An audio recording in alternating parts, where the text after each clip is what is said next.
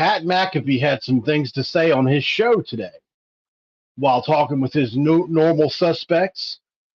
I'm here to talk about that. Is West Virginia University a sneaky playoff contender? Well, we're going to talk about that right after this word from our sponsor.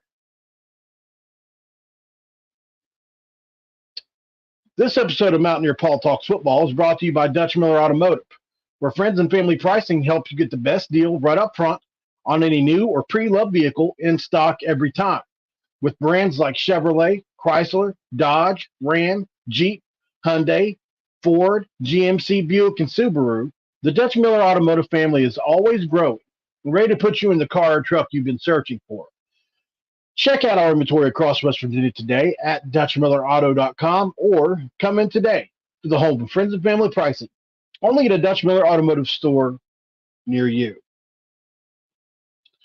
What is up, my homies? My name is Mountaineer Paul, and you have landed another episode of Mountaineer Paul Talks Football. This is a live version, of course. What is up, John Kelly? What's up, Mr. Tim Bales? So, obviously, this is an episode that, on the surface, probably a lot of people will laugh at. I'm merely covering the fact that some people on the Pat McAfee show think that West Virginia might be sneaky playoff contenders, although nobody has really outright said, I think they're playoff contenders. What's up, Ty C? I think there's a few cases you can make for West Virginia. Obviously, if they're going to make the playoff, which is just, let's just call it what it is, it's going to be hard. Really hard. The best chance you had to make it was week one. Winning that game sets you on the path. Outside of that, you have to win the next 11. No ifs, ands, or buts. We don't play in a perceived or whatever you want to call it conference that would be considered a strength. Not even as strong as the Pac this year, according to some. But top to bottom, this is obviously a very competitive league. And you've got that Oklahoma game looming at the end of the schedule. And by the time you get there, you're going to be ranked. So, and then you play another Big 12 championship game, likely against Texas. If it were going to happen, let's map it out real quick, huh? I'm sorry, guys. I was rushing. This is the best graphic I could find. I know it's not very good, but it does the job, right? Obviously, we have a much-needed bye week this week. And you look at after the bye, we've got the Fighting Dana Holgersons, who are down and out and as limited on the line of scrimmage as any team, not only in the Big 12, but in all Power 5. Then you look on after that, and you're thinking, holy crap, Oklahoma State, UCF, BYU, Oklahoma, Cincinnati, and Baylor. How many losable games are left on the schedule after the next couple weeks? Well, I think there are 3, no doubt, games that worry me as a fan. Now, all of these can be lost. Oklahoma State could beat us on a good day. Baylor could beat us on a good day. Absolutely. Houston, I think, is probably the worst team in the conference. So I think we win that game, and I think we win it by a couple scores. God help me if I jinx us on that. Oklahoma State's the worst team. This is probably Mike Gundy's worst team. I don't think there's any shame in saying that. I think even most of them would admit this is the worst team they've had in Stillwater in a long time. Those are 2. Put them in the bucket. West Virginia is probably 6-1. And now you're playing on the road at UCF in the bounce house. It's going to be, from what I can remember, I think that would be their first night Big 12 game, right? So that's going to be a game that's going to be really tricky. John Rice Plumlee will probably be back, although Timmy McClain has been playing extremely well quarterback for the Black Knights. And then you start to look, or the Golden Knights. Then you start to look at, okay, if you get by UCF, you make it to 7-1, 6-1, 7-1, whatever it is. And then you get BYU, who is, I would say, outside of Texas, the next most physical team in the conference to West Virginia and K-State, right? And that's going to be a slugfest at home in Morgantown. I'm really excited to see that BYU game for a bunch of reasons. Number one, I think BYU probably has some of the best brand recognition draw in the conference. And it's going to be proven by playing in Morgantown against a ranked Mountaineers team. What should be a ranked Mountaineers team, even if we have 2 losses by then. And it's 2 physical brands of football coming together to what's probably going to be a pretty good game, hopefully. Then you start to look at, okay, you've got Oklahoma sandwiched in between Cincinnati and Baylor, or maybe it's the other way around. Let me look again. No, I'm sorry. You've got Cincinnati sandwiched between Oklahoma and Baylor. Now, I think, Oklahoma, we're going to find out a lot about them come this weekend at the Red River Shootout, but that game is truly and honestly a toss-up each and every year. It really is. I mean, we've seen really good Oklahoma teams get beaten by bad Texas teams there a bunch of times. Could this be a year where a good Oklahoma team beats a really good Texas team? I think probably so, but we'll find out a lot about Oklahoma that game, and then we'll see how they come out of that game. Are they unscathed? Is Dylan Gabriel healthy by the time West Virginia plays Oklahoma? There's a lot of questions about that. If Oklahoma's at 100%, obviously West Virginia is a 7-point dog in that game at least. But I can see a path, ball control, steady defense to win even that game. They're not Penn State guys on either line of scrimmage. Just remember that. They're built completely different. They're a Big 12 good, and it's not Big 10 good. Those are 2 different complete styles of ball. So you look at that Oklahoma game, and I really believe that West Virginia can win that game. They're not likely to, at least now, the way things look. If our offense comes around, I might have a different opinion by week 11. But at the end of the day, I think we can all agree that Oklahoma is a little better football team than us. Then you look at Cincinnati, who is a physical team, especially on defense. They're like us, offensively challenged. Emory Jones is explosive. They've got the kid from LSU that can really play. But I think we win that game, and I think we beat Baylor. I've said multiple times, and they're reassessing the schedule. 8-9 wins seems fair to assess at this point, given what the team has done up until now. But you never know. We got to play the games, right? Obviously, we're speculating a lot here, but I do think you can see a path. If we win every game, and then we play a Texas in the Big 12 championship game, and somehow we win that game. Let's say it's Texas or Kansas State. Who knows? Maybe it's Kansas even. You never know. It could be a rematch against Oklahoma. I mean, you really don't know what it's going to be yet. But whoever that team is going to be ranked and have 1 or 2 losses. And I think, you're going to have to look around the country that week and see, okay, who else in the country has 1 loss? That's number 1. And who else in the country is undefeated? That's number 2. If the answer is 0 to number 1, well, that really helps. If it's 2 or 3 teams that are undefeated and we got a bunch of, let's say, 4 or 5 1-loss teams fighting for that last spot, it gets hairy for us, because I think we would be, even with that resume, a team looked down upon for getting into the playoffs. So it's going to take a lot of help. It's going to take, obviously, running off 11 straight, which would be one of the greatest coaching jobs of all time, I would say, given the preseason projection. That means new contract for Neil Brown. That means a lot of things for Neil Brown. That means NIL, more NIL help would come his way. There's a lot of good, obviously, that would come of it. It would remind us all, we'd feel like we were back in 2006 and 7 again, 2008 again. It would be good times, great country. So with that said, guys, channel member David Cummings, thank you, brother. No, we're not going to the playoffs, but I mean, I'm doing this based off of obviously what Pat McAfee said. So with all that said, guys, I think it was fun to go through all that, fun to talk about. I'd like to get some of your opinions on that. As always, don't forget to like the video. Don't forget to comment on the video. Don't forget to subscribe to the channel, guys. If you're not subscribed to Mountaineer Paul Talks Football, hit the subscription button. What are you doing? And last but not least, guys, I also now have channel memberships, which I'm really excited to announce 2. We got the Mountaineer Fanatic, and a Mountaineer Insider. They both have two different things. Basically, the Mountaineer Fanatic is you're helping the channel. You're going to get member shout outs, which I will be doing starting tomorrow forward. Everything with these two packages will be happening starting tomorrow forward. Mountaineer Insider, we're going to have to go and get. We're making a Discord for it, or for both actually. But for Mountaineer Insider, we're going to have member shout outs. We're going to have member live streams where we get right down here in StreamYard and we can talk to each other, maybe 7 or 8 of us or 10 of us while the game goes on. Can't show the game; it's copyright infringement. But we could all watch the game and talk together.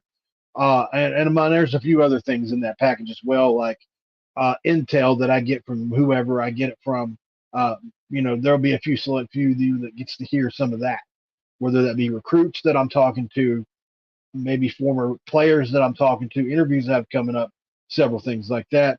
If that's something that you think it's for you, I would love to have you as a member of the channel. Let's get back to it. Also, guys, don't forget that super chat button that's down at the bottom. I am not all about money, but this is what I do for a living. This is my full-time job, and I always appreciate help if you can do it.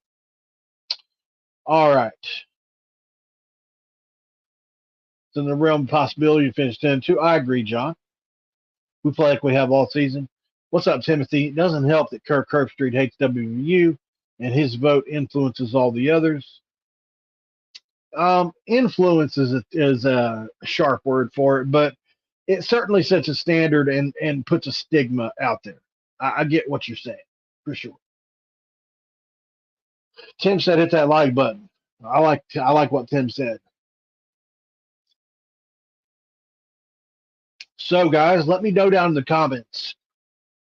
Is there a game on the schedule that you think is sneaky, that most people have us pegged to win, but you just have a gut feeling that it could be a banger, a game that West Virginia might struggle in, a game that maybe we're not looking? Is there a trap game on the schedule? Is it Houston maybe we're looking ahead of Houston coming off a bye, looking ahead a little bit to Oklahoma State, who was already a member of the conference and somebody we've had a really good rivalry with since in the conference.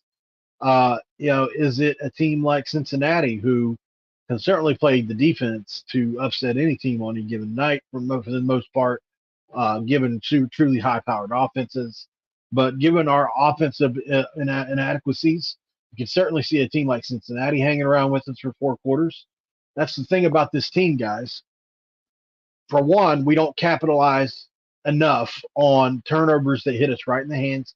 We should have had 3 picks, possibly 4, last week, and TCU should have been dirt bad. They should have been in the dirt. If we got the turnovers that hit us in the hands because of the pressure that Leslie was dialing up, I'm just keeping it real. We should have beat them by a couple scores, guys, based on the droppies, unfortunately. So this team's got to have more of a killer instinct with all that. If you have an opportunity at a turnover, you got to get it. You got to, because this offense just isn't producing at the rate in order to be a top 10 team right now, and that's just unfortunate. If we had a good offense, even last year's offense in the beginning, the first 4 or 5 games with JT, that's probably a 31-28 game with Penn State in the fourth quarter or whatever, roundabout, before they scored that last touchdown. And because we couldn't move it like normal, I truly feel that's the main reason we lost that game. And Beanie, it's not Beanie all Beanie, but he dropped a couple picks. Timothy Burgess says Cincinnati.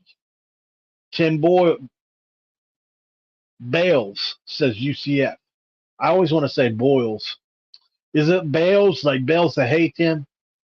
UCF worries me the most next to OU. Yeah, I mean, OU's not sneaky, and I wouldn't consider UCF to be sneaky either. Excuse me. They're a pretty good football team. I think Baylor really snuck up on them and won that game. Had a bunch of momentum, and it's really hard to win a game when it just slips away from you like that. Another thing UCF has, in my opinion, I mean, if you start to rank them, obviously, I just have really, really high regard for Gus Malzahn. what he can do on the field, what he can do as an offensive coordinator. The way he recruits, I mean, he's always got skill guys for that offense that's very similar to what Rich Rod does. Uh, and he's always got really good skill guys. So, I think Malzahn's the guy that scares me. Yes, Bellingham. That's true, Timothy. We are a special teams team, and that's very important to mention. I think the special team definitely. Well, Neil won't let you. Neil Brown won't let us forget about it. But special teams gets lost in the sauce a little bit when discussing this team. We're either talking about what's wrong with CJ, what's wrong with whatever, what's wrong with the quarterback. Why can't we score more? Why can't we have more explosive plays? And the defense, why it's so good. Um, and then we look at the special teams and kind of overlook what's going on there. You're right. We're pretty solid everywhere. Dana was also like that. He really covered special teams a lot.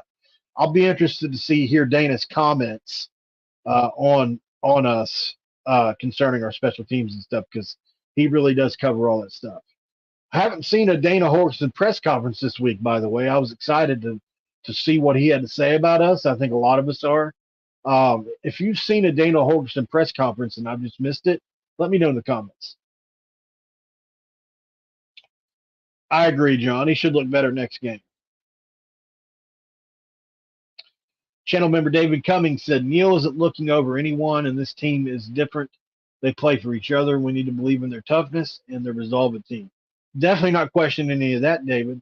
But I just, a team that's together and has resiliency and toughness can still lose a game, and that's what I worry about. We're talking about potential.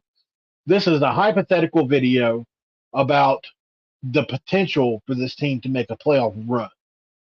Can they make a run at it? If they win 11 straight after Penn State, can they make a run at it?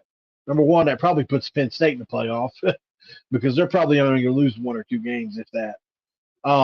I predict Penn State to actually be finished second behind Michigan in their conference this year. Michigan's just too good. But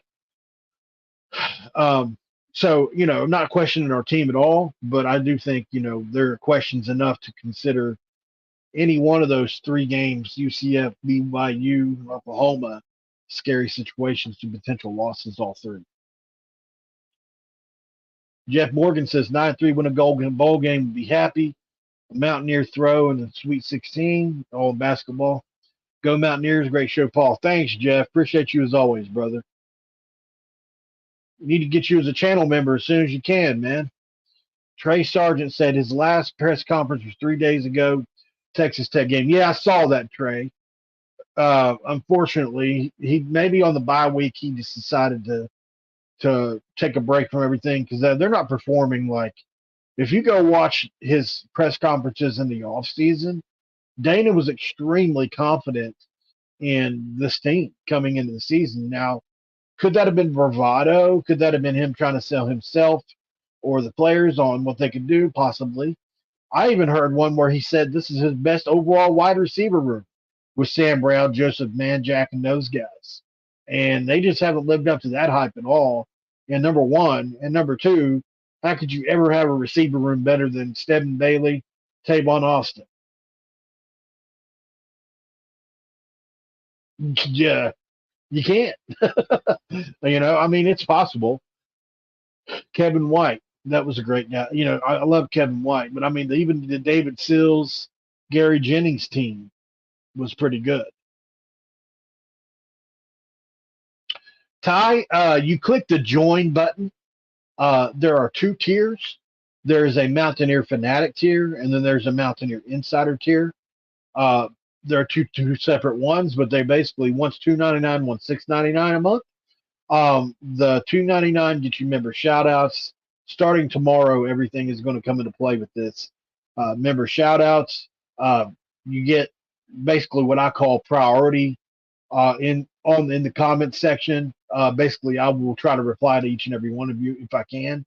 Some of these videos get 7, 8, 10,000 views. It's hard to reply to all of them, but and there's a couple other perks with that. And then the Mountaineer Insider is we're going to do live streams on here on this app that I'm using right here. It's called StreamYard. and basically I can invite with a link anybody into the studio, and we can talk. Just like FaceTime. So I had an idea that we could maybe I could select, depending on how many insider members I have. I think I can only do up to a certain amount of screens on here, but we're going to watch live streams together, watch the games together, only if you're not going to the game, and we can live stream together. Uh, Not recording. It'll be off camera, like not live. So don't worry about that. But and we can just talk about the game. What do you see? How do you feel about this play? If you want to bitch, bitch. Those kind of things. And then once a month in a Discord that I'm in set up, we are going to talk about some inside stuff that I know, whether that's about a potential recruit that we might be getting. I can't give it all away each month, but there could be one or two nuggets that I come in with, like, hey, and I always show proof of this is this kid I've been talking to. He's interested in WVU, or this coach might have said this, whatever. Um, some things will have to be anonymous when I talk about it. I want to be upfront about that too. But generally speaking, there will be intel I'm trying to provide that you don't get on one of the other paid sites, so that I can have something of value to bring to the table with that. And hopefully my credibility speaks for itself. If you haven't been a part of the channel very long, maybe you question that. But I think there are people in the chat room that will tell you that I'm not BSing about that. I do have connections somewhat. I'm not the biggest insider in the world, but I certainly do have my share of contacts that help me. So hopefully that uh, tells you the differences and all that. Let's go back up just a little bit here. Yeah, I was talking about Dana, Timothy. Dana said earlier this year that Sam Brown, Joseph Manjack, and the guys he has in the room coming into this year was the best receiver room that he's ever had. And I was comparing it to other receiver rooms that Dana also had at West Virginia. And Sills and Jennings, Stedman and Tavon, it's hard to beat those. Even even the room that had Kevin White in it was really good, really good.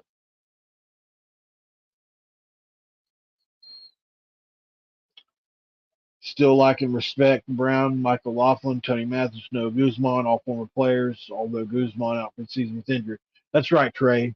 And, don't forget Justin Benton, who was a part of Mountaineer Nation for about a year, that flipped on us at the very end. Seen somebody commenting earlier calling him, dumb for that. And I try to check that because he would never put on the gold and blue at the end of the day. Even though he committed verbally, Justin Benton, in my opinion, did what was within his rights to do. He must have got a better deal or liked something in Houston better. Maybe it was the weather. But at the end of the day, I don't think Justin Benton should be trashed for choosing Houston over West Virginia. That's what I don't like to see.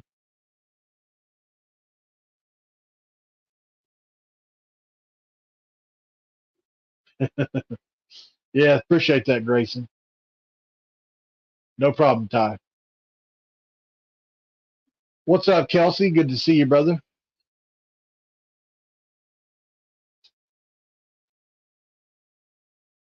Must be, I don't know what you're talking about there, John. You must be talking to somebody else. So, to wrap this thing kind of up, this is not going to be a 1 hour live stream. Also, going to be doing a video tonight with a Houston person that we're going to be previewing the Houston game and talking about, well, we're wrong. And, obviously, is Dana on the hot seat, that whole thing. So, we'll be talking about that as well. I'll be interested to see what you guys say about that video. But this video is basically about, I think it was half joking, but Pat McAfee and those guys started talking about West Virginia running off maybe 11 straight and winning and getting into the playoff. And I just decided to be a good topic to do a quick video on. It's all good, Grayson. No worries, homie. No worries at all.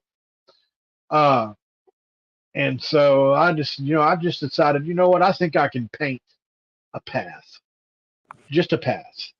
Hey, there he is. What's up? What is up, man? How you doing? It's the legendary Coos from Coos's Corner. He was gluttoning.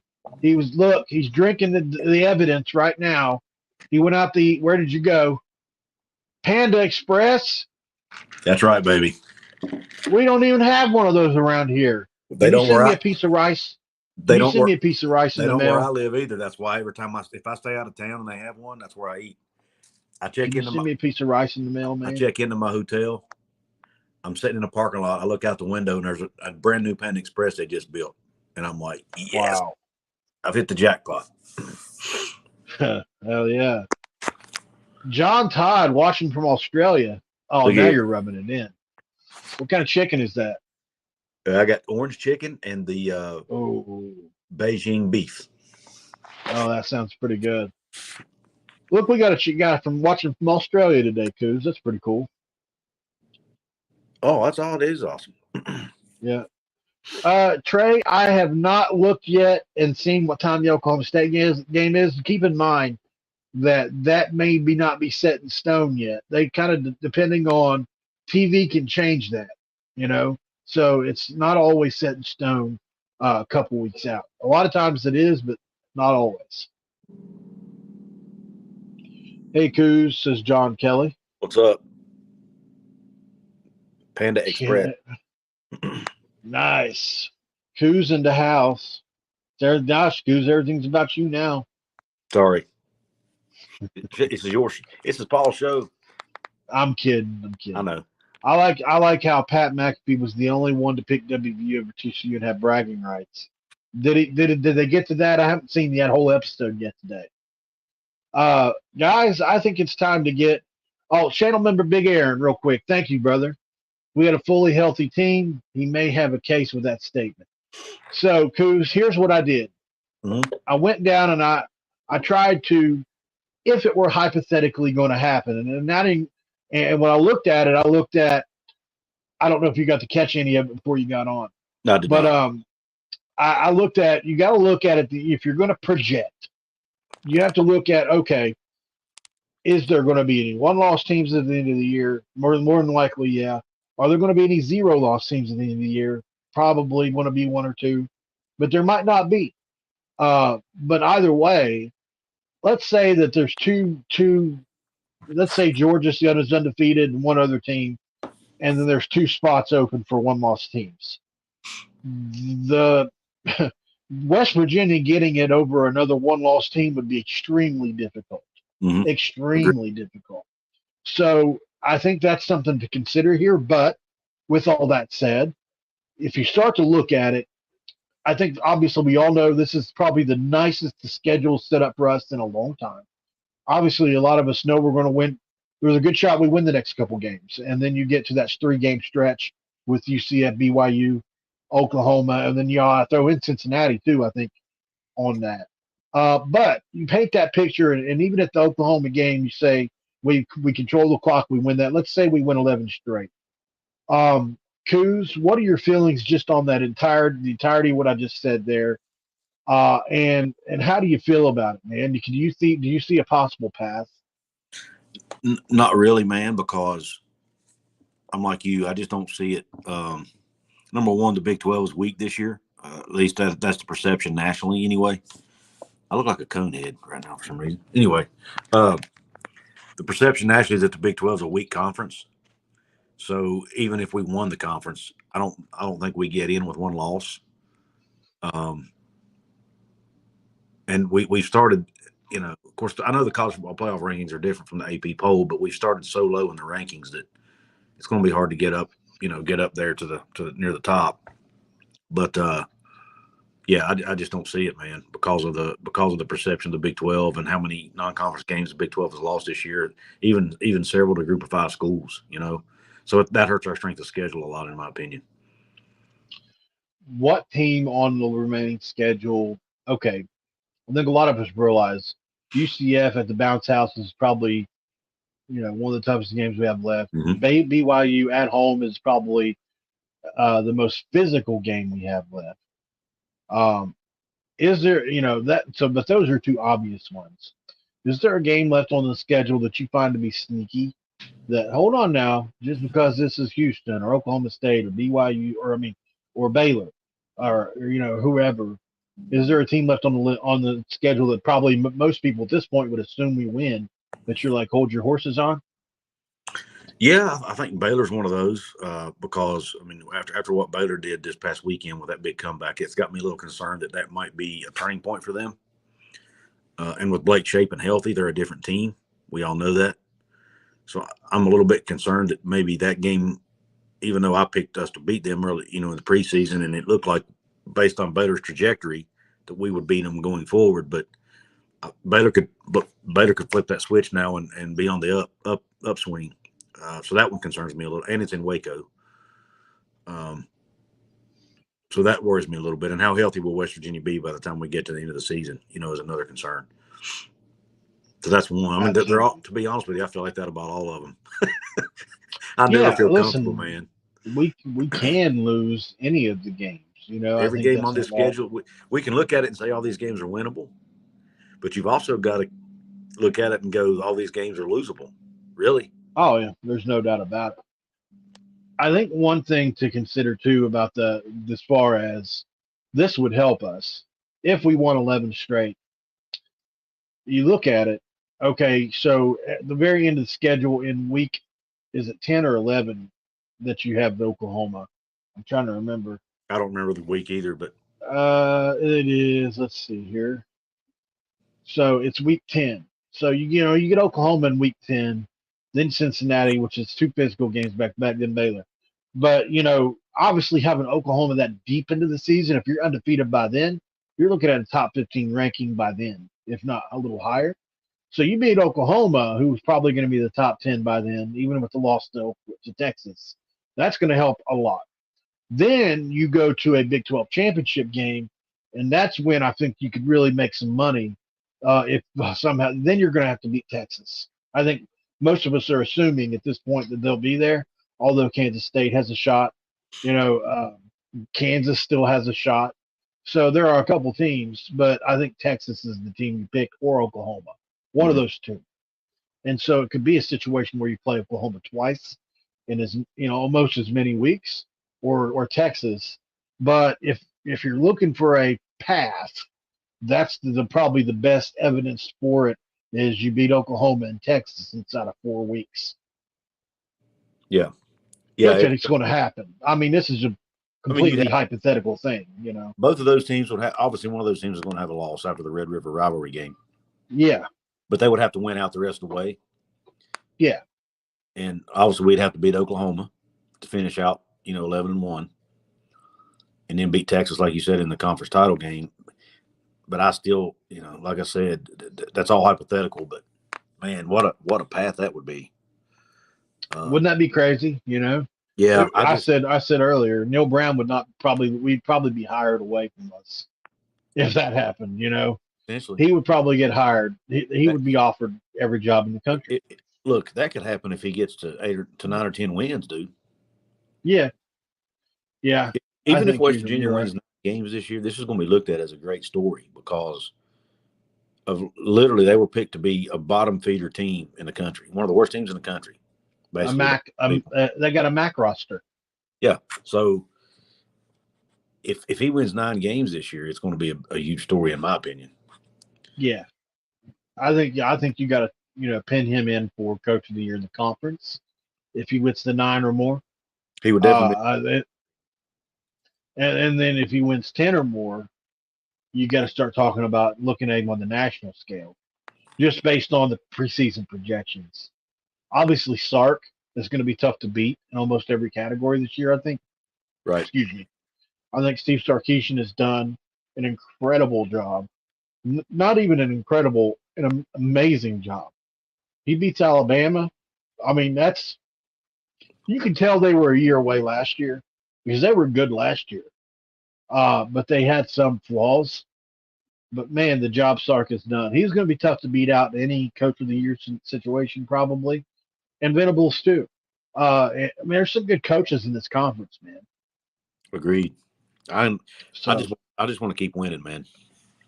Just beat you. Me too. Me too. But since this McAfee thing was hot, you and I talked. I decided to jump on here and do Yeah. this. What did you? I want to get your thoughts on that because I did since I wasn't able to see the first beginning of the show. Which part? The feud between McAfee and Washington State. Yeah. You know, I just it's a little bit. I wish he hadn't said it. You know, I wish he hadn't said it. But I mean, he kind of took an unwarranted shot at him. I mean, the coach was complaining, and I even made I even did a repost of, okay, you sound like you're whining a little bit here, but I wouldn't go on a national show and crush a team that's already being left out. I don't know. I mean, I wish he hadn't said it. I guess I'll say that much. But he believes in. I guess he believes because you guys were just lost. You just won one game not too long ago, and now you're acting like you know. And he's kind of standing his ground. Yeah, it's like you said, he probably shouldn't have said it. But what people need to realize, Pat McAfee has stated very clearly, when I go to ESPN, I'm not changing. Yeah. I'm not changing. I'm going to wear my tank tops. Only thing he's doing is he's going to drop the F-bombs. That's basically the only thing he's changing. Yeah. That was part of the deal. Now, that was his show, obviously, not the game day show. I get that. But Pat McAfee is Pat McAfee. You don't bring him on your show for him to be all polished and right. He's no not. doubt. And another thing too, he's not a journalist. He's not a professional journalist. I agree with that. He's an entertainer. So do you want him to go on that show and be entertaining, or do you want him to go on there and be a journalist? That's because fair. I don't think you can have it both ways. That's fair. I think he can do that without taking that shot. But No, I'm not. Because yeah, I don't think he should have. We were because we still may be a team gets left out. It could happen eventually, and I would be freaking pissed if somebody said something like that about us, and we were potentially being left out. We've been disrespected forever, dude. Yeah, but we're still in the Power Five. That's what I'm saying. I get it. If we were being left out. I also think it was him defending Lee Corso to a degree. He was. That's 100% what it was.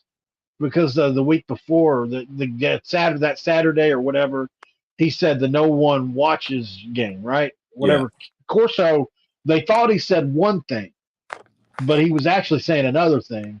It wasn't that the no one wants me. It was either, which one was it? He said no one wants bowl, but Dickert thought he said no one watches bowl. Yeah, exactly. And he said no one wants us. So he basically went after an 88-year-old man with a mental that's got obvious struggles. You know what I mean? And that's right. I mean, that rubbed me the wrong way, to be honest. One thing I had a problem with was, so whenever he went after Corso, it was deemed as that. But whenever Ryan Day went after Lou Holtz, everybody wanted to run through a wall for him. So I felt like there was a double standard there a little bit. Now, Lou Holtz doesn't have the same struggles as Lee Corso, I don't think. Lee Corso's obviously got something. His age has caught up to him. Oh, no doubt about it. 100%. I don't know, and I wish but to be transparent, I didn't see the Lou Holtz comments. I just heard about it, so I don't know what. But I'm assuming Lou Holtz. He questioned Ohio State's toughness. Right, but I'm assuming he's still in a good state of mind, and his mind's still really sharp and all that, right? I can't say, but I'm assuming that nobody has ever said anything to the contrary around me. But Ryan Day came after him tough. I agree, and Lou Holtz was on a show to give his opinion. Yeah. So I felt like Ryan Day. Everybody wanted to run through a wall for Ryan Day in this situation. I have no issue with Ryan Day doing that, but I think he shouldn't. I don't think he should have done it on national TV like that. Do it in the locker room with your team.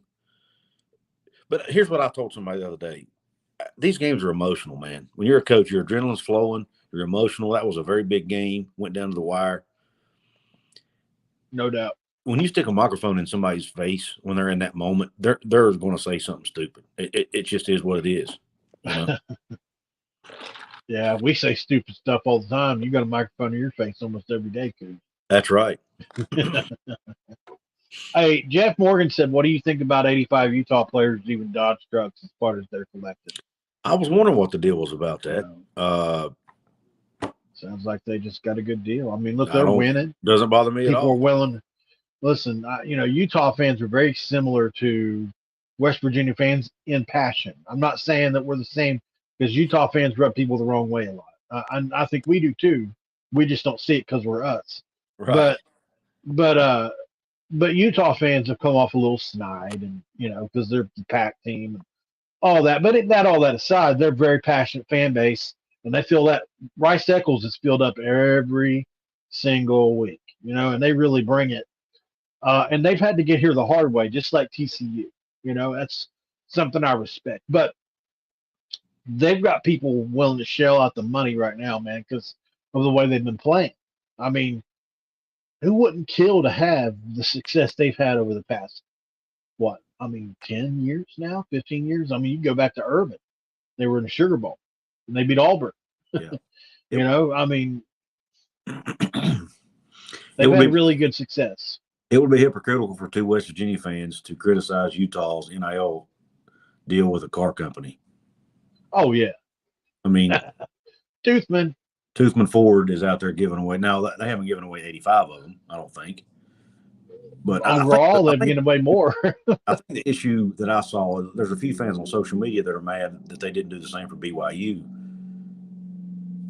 It's no different than if the owner of that company is a Utah grad, why would you expect him to help out BYU? No, exactly.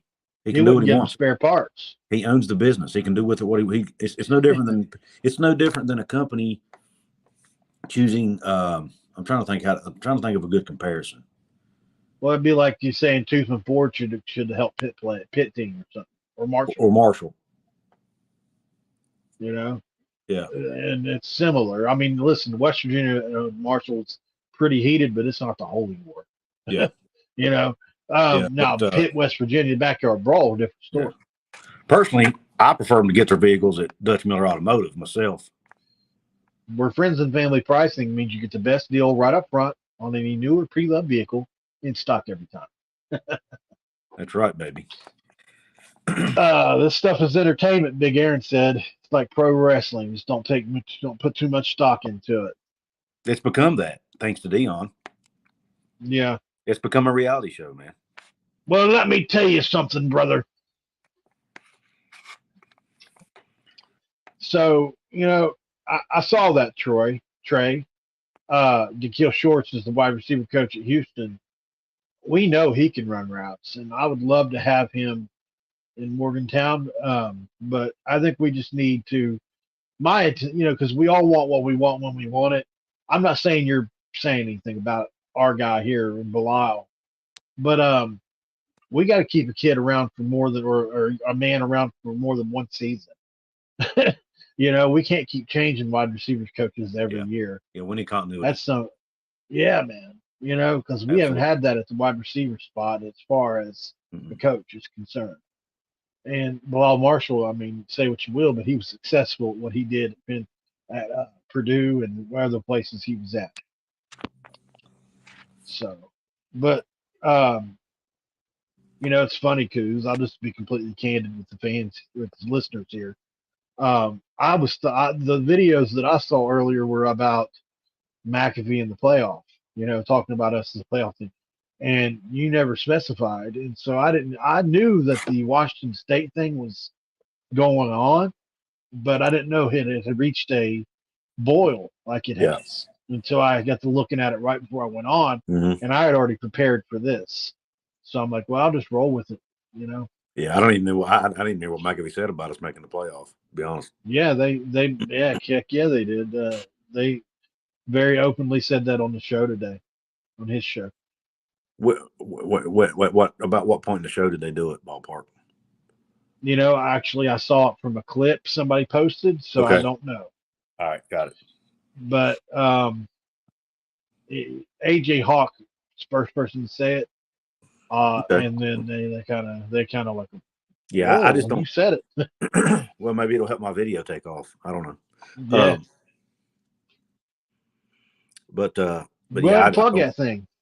Oh, well, I did a video earlier today. Well, I did it last night, but I posted it today about West Virginia, the Rocky Balboa of college football, Yeah. essentially. And I won't say any more, but yeah, I had fun. It was fun to make. Put it that way. I got a little bit more Did you see creative my? than I normally do. Yeah. Did you see my thumbnail for this one? I did. I liked it. I love that. Anyone but WVU. Yeah, Curve Street. I actually meant to use that in my video and forgot, but it's all good. What's that? The anyone but Anyone WV. but W. Yeah. But he only said. I think he only said that to give McAfee a hard time, honestly. Gosh, man, I wish I had merch Coos because the anyone but WVU would be a great shirt. Well, I tried to capitalize on the ears by 2 touchdowns, and I found out somebody had already beat me to it, so I took it down. I mean, he didn't have a copywritten, but still, it's kind of right. I remember that. I didn't know anybody else that was already doing it, so right. Once I found out, I took it down. I had it up for like a day. That was nice of you, anyway. Well, I'm not going to. I wouldn't want somebody doing that to me, man. So, right. He kind of on me about it. And I'm like, look, dude, I didn't even know. I mean, I'll take it down, but you don't have to come at me about it. And then we talked about it more, and it was. I mean, it ended up being cordial. He and I have, he and I are friendly with one another, so it's all good. But he didn't give me a chance to explain myself. You know what I mean? Well, man, I've got another video to do. I got a guest coming on tonight, so I'm not going to go live with that, but I'm going to pre-record it. I don't have much else to go on. I don't have much else to say on the subject. Get to another couple more comments before we bounce out of here real quick, and then we're going to go. Yeah, I'm going to do a live stream of my own here about 8:00. So. Yeah. About would love to have Tabe on. About the Washington State, Oregon State thing. I've got the guy who's been talking about that and getting everybody all up in arms is coming on my show. Oh, is he? Mm-hmm. Yeah, he's been kind of taking a lot of crap. Who's with his Neil Brown doll? What's he talking about? I don't know. Oh, I know what he's talking about. He saw my video today. Oh. Yeah. Well, man. All right, guys. I don't want to give it away. I'll leave it at that. Yeah. I appreciate you guys for coming in, checking in with us. Appreciate Coos for joining the live stream. Hope we can check out Coos' Corner. And if you haven't checked out our shared, Mountain Dew. If you haven't checked our shared show we do together, Two from the Hills. We did a video on the Jose Perez situation just yesterday. Go check that out if you want to know more about that. Otherwise, I haven't got much else for you guys. This has been another edition of Mountaineer Paul Talks Football. And this episode is over, and we are out.